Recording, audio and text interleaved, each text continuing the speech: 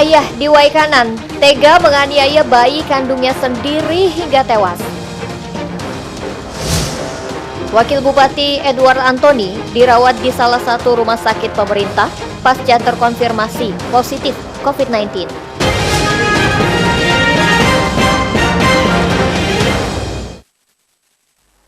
Tapi pun, selamat pagi pemirsa, kita berjumpa lagi dalam iNews Lampung, program berita daerah jaringan televisi terbesar di Indonesia, iNews TV. Pagi ini kami menyajikan informasi menarik tentang berbagai peristiwa serta dinamika pembangunan di Lampung. Seorang ayah di Waikanan tega menganiaya bayi kandungnya sendiri hingga tewas. Pelaku kini ditahan di Polres setempat dan terancam pidana 15 tahun penjara. Pemirsa, bersama saya Ferly Siandini. Inilah iNews Lampung selengkapnya.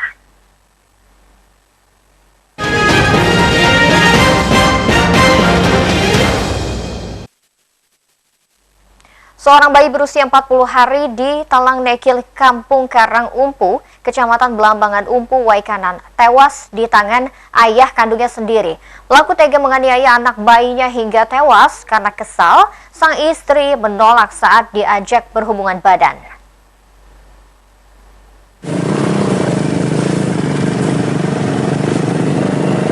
Peristiwa memilukan ini terjadi Minggu malam lalu. Seorang ayah tega menganiaya anak kandungnya sendiri yang baru berumur 40 hari hingga tewas. Kejadian ini membuat warga Kampung Karang Umpu geger. Warga tak mengira pelaku KW yang sehari-hari dikenal berperilaku baik tega menghabisi nyawa anak kandungnya sendiri. Kronologi peristiwa keji yang dilakukan pelaku KW ini diperagakan langsung oleh sang istri ES 20 tahun saat polisi melakukan gelar olah tempat kejadian perkara di rumah korban.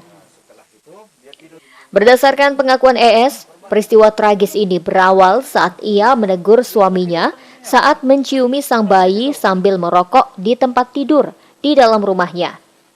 Setelah itu, ES yang sedang membersihkan ikan terkejut mendengar anaknya menangis. Saat dilihat, betapa terkejutnya ES melihat suaminya sedang mencekik bayinya yang masih berumur 40 hari tersebut. ES kemudian mengambil anak bayinya dari KW sambil memarahi pelaku. Lalu ES menggendong sang bayi sambil diberi ASI. Kemudian tiba-tiba pelaku KW mengajak istrinya berhubungan badan. Namun, ajakan pelaku ditolak istrinya ES karena masih dalam masa nifas yang baru 40 hari setelah melahirkan. Mendengar penolakan ES, pelaku KW pun marah hingga pelaku naik pitam dan melakukan penganiayaan terhadap anak kandungnya. Bayi malang tersebut tewas di dalam gendongan sang istri. Iya baik, orang nggak nyangka. Ngobrol-ngobrol kayak kita nih. Kalau dia manggil saya itu Ogo katanya itu kan. Kakek kan dia Ogo saya.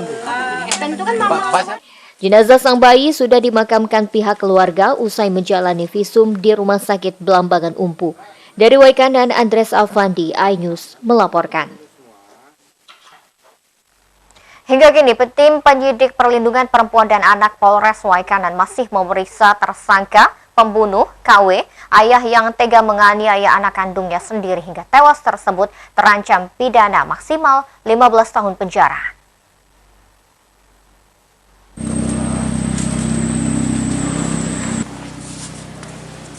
Polisi menjerat KW dengan pasal 76C Junto pasal 80 ayat 3/4 Undang-Undang Nomor 17 Tahun 2016 tentang perubahan kedua atas Undang-Undang Nomor 23 Tahun 2002 tentang perlindungan anak.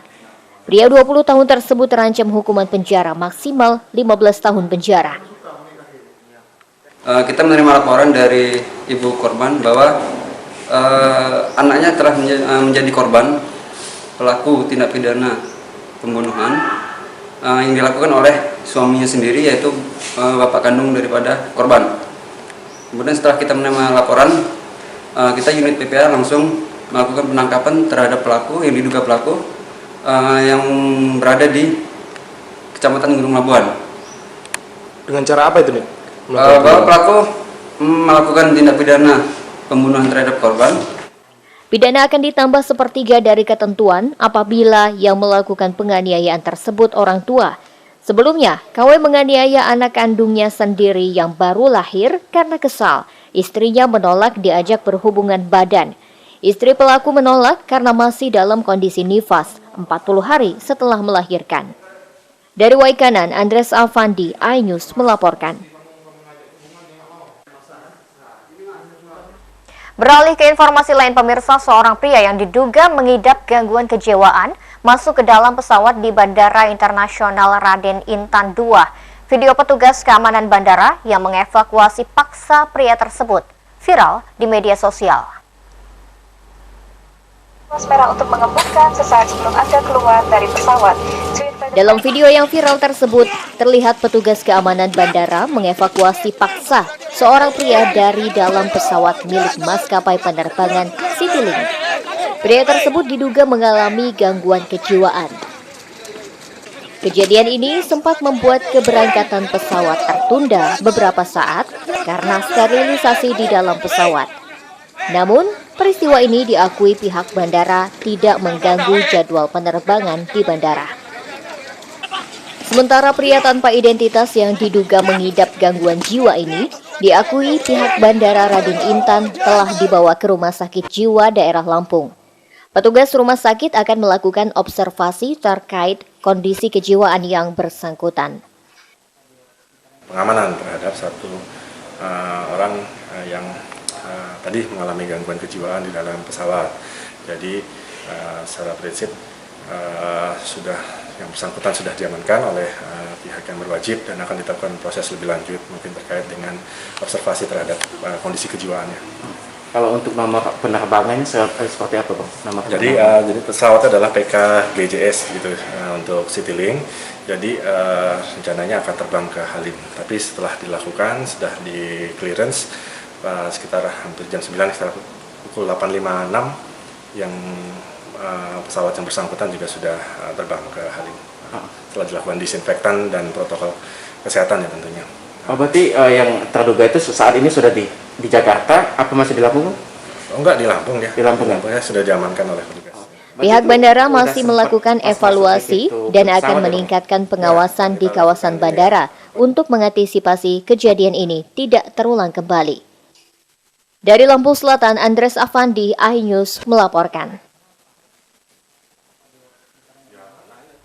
Pemirsa, setelah jeda pariwara berikut kami kembali dengan informasi. Wakil Bupati Edward Antoni dirawat di salah satu rumah sakit pemerintah pasca terkonfirmasi positif COVID-19. Sesaat lagi tetaplah bersama kami.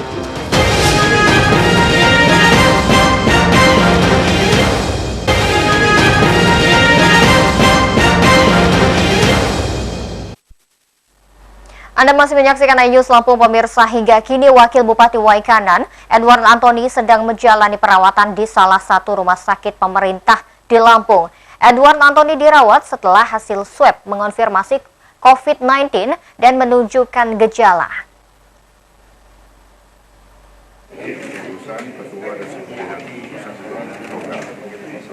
Kepastian dirawatnya Edward Antoni disampaikan oleh Kepala Dinas Kesehatan Lampung, Rehana. Edward dirawat karena menunjukkan gejala COVID-19. Edward terkonfirmasi sebagai pasien nomor 310. Selain Edward, beberapa pejabat Waikanan lainnya juga ikut diisolasi di rumah sakit. Beberapa pejabat lainnya seperti Asisten 2 Kusarwono dan Kepala Dinas Penanaman Modal Pelayanan Terpadu Satu Pintu, Kusuma Anakori, juga terkonfirmasi COVID-19. Mereka tidak menunjukkan gejala COVID-19 dan hasil swab mengonfirmasi COVID-19.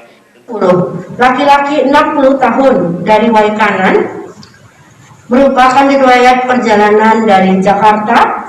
Kondisi saat ini sedang mengalami perawatan di ruang isolasi salah satu rumah sakit pemerintah di Provinsi Lampung. Pasien nomor 311 sampai dengan 316 dari Waikanan merupakan hasil tracing dari pasien nomor 310. Saat ini kondisinya semuanya dalam keadaan tanpa gejala atau asimptomatis dan sedang menjalani isolasi mandiri di rumah sakit di Provinsi Lampung. Tim Liputan iNews melaporkan. Penambahan 1 orang dan Kota Bandar Lampung yaitu pasien. Setelah Wakil Bupati Waikanan Edward Antoni dan beberapa pejabat lainnya terkonfirmasi COVID-19, aktivitas perkantoran lumpuh. Kantor Pemkab ditutup sementara selama 3 hari untuk proses sterilisasi.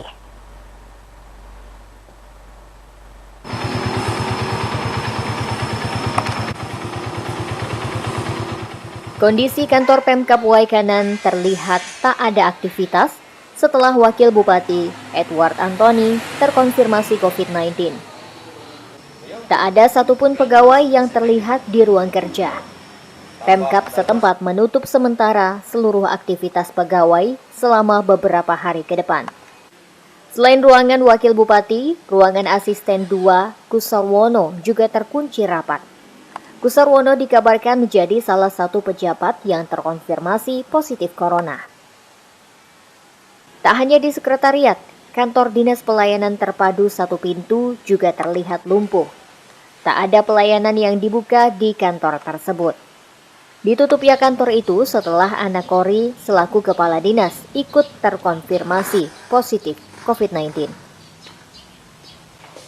Sekretaris Palang Merah Indonesia Waikanan Yoni Alestiadi prihatin dengan kondisi Wakil Bupati serta beberapa pejabat lainnya yang terinfeksi corona. PMI terus melakukan penyemprotan disinfektan ke sejumlah tempat sebagai upaya pencegahan agar wabah virus tersebut tidak menyebar.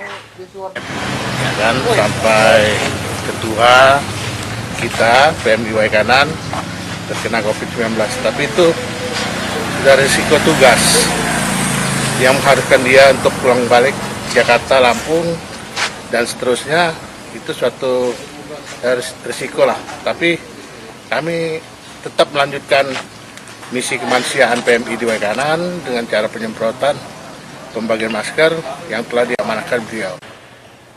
Tak ada satupun pejabat Pemkab Waikanan yang dapat ditemui untuk dikonfirmasi. Dari Waikanan, Jimmy Irawan, iNews melaporkan. Di tengah pandemi COVID-19, anggota pasukan pengibar bendera pusaka terus berlatih menyambut peringatan ulang tahun ke-75 Republik Indonesia. Jika biasanya ada 68 anggota yang bertugas, di tengah kenormalan baru hanya ada 6 orang yang bertugas sebagai pengibar bendera merah putih.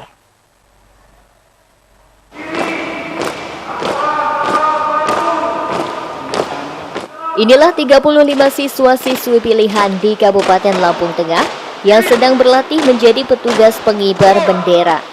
Nantinya akan dipilih 6 orang untuk menjadi petugas pengibar bendera pada 17 Agustus mendatang. Mereka terus gigih menjalani latihan pengibaran bendera merah putih meski di tengah pandemi COVID-19. Dalam latihan tahun ini, ada perbedaan yang signifikan. Dikarenakan para pasukan pengibar bendera merah putih yang menjalani latihan harus menerapkan protokol kesehatan. Meski banyaknya peraturan, namun tidak menyurutkan semangat para pasukan pengibar bendera merah putih yang akan bertugas mengibarkan sangsaka merah putih pada tanggal 17 Agustus mendatang. Kalau latihan otomatis berbeda ya, karena kan pesan dari Bupati kita juga ini protokol kesehatan harus diterapkan. Tidak boleh kita semaunya, apalagi kita bicara seperti tahun kemarin. Tidak bisa seperti tahun kemarin, kita kondisi seperti ini menyesuaikan dengan keadaan. Jaga jarak, pakai masker, kemudian cuci tangan, dan tidak ada komunikasi yang berlebihan, biar sesuai dengan protokol kesehatan. Nantinya, tim Paskibra akan terdiri dari 6 orang. 3 orang menjadi petugas pengibar bendera dan sisanya bertugas saat menurunkan bendera merah putih. Paskibra meniadakan tim 8, 17, dan 45. Dari Lampung Tengah, Ray Interleoli, iNews melaporkan.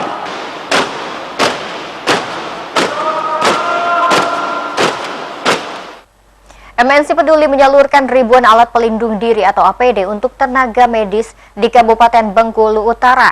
APD yang disalurkan diharapkan mampu memaksimalkan kinerja tenaga medis yang menjadi garda terdepan dalam penanganan COVID-19.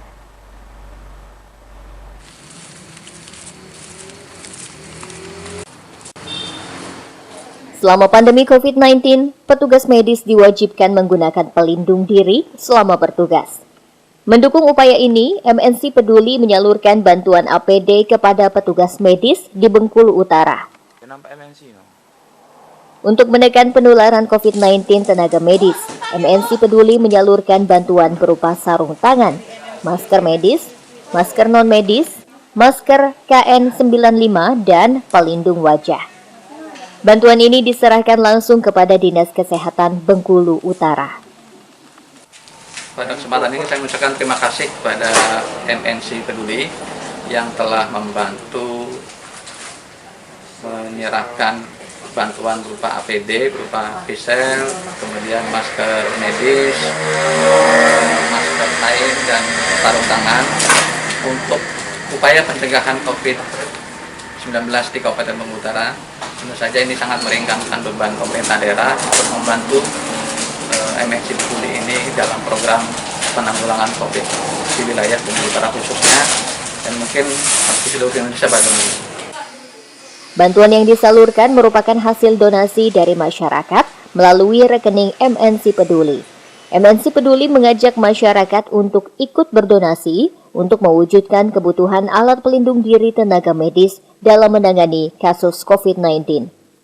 Dari Bengkulu Utara, Ismail Yugo, iNews, melaporkan.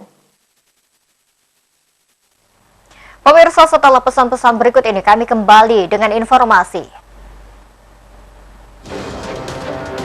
Pelaksana tugas Bupati Lampung Utara hadiri Musda Golkar sesaat lagi hanya di iNews Lampung.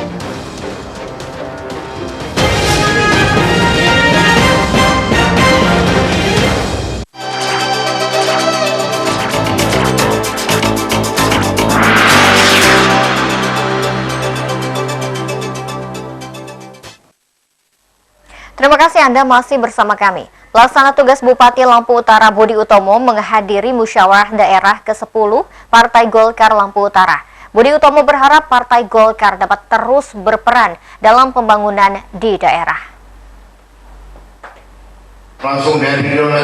Pelaksanaan Musda ke-10 Partai Golkar Lampung Utara digelar di Aula DPD setempat. Pelaksana tugas Bupati Budi Utomo juga merupakan pembina Partai Golkar setempat. Partai Golkar banyak berperan dalam memberikan kritik dan saran demi kemajuan pembangunan Lampung Utara. Kritik dan saran tersebut membantu kinerja pemerintah dalam pembangunan menjadi maksimal. Senantiasa bersinergi dengan pemerintah daerah dan unsur pemerintahan lainnya. Partai Golkar sudah banyak menyumbangkan pemikirannya serta berkiprah dalam pembangunan, jalan dengan pelaksanaan berbagai program percepatan pembangunan di Kabupaten Lampung Utara.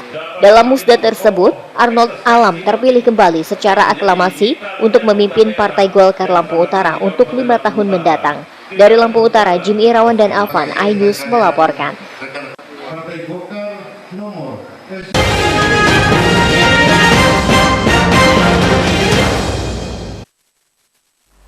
Pemirsa, dermaga PPI Ujung Bom kawasan Gudang Lelang Bandar Lampung ramai anak kurasan setiap perahu nelayan pulang melaut. Mereka berburu ceceran ikan untuk dijual kembali. Hasil memungut ikan mencukupi uang jajan dan membantu orang tua. Dan pemirsa, informasi tersebut sekaligus mengakhiri iNews Lampung hari ini. Saya Verlisi Andini mewakili kru yang bertugas undur diri. Tetap semangat dan sampai jumpa.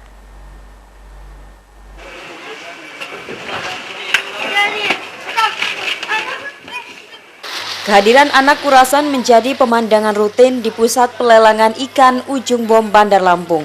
Makin banyak nelayan pulang melaut, tambah ramai pula anak-anak menyerbu perahu. Kurasan adalah anak-anak nelayan kampung Ujung Bom.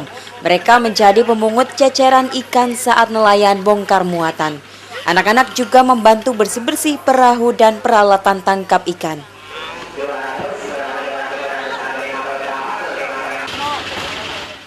Anak kurasan rata-rata tidak sekolah.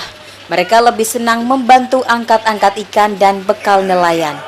Dengan bantu-bantu nelayan, Kurasan dapat upah sekantung plastik ikan.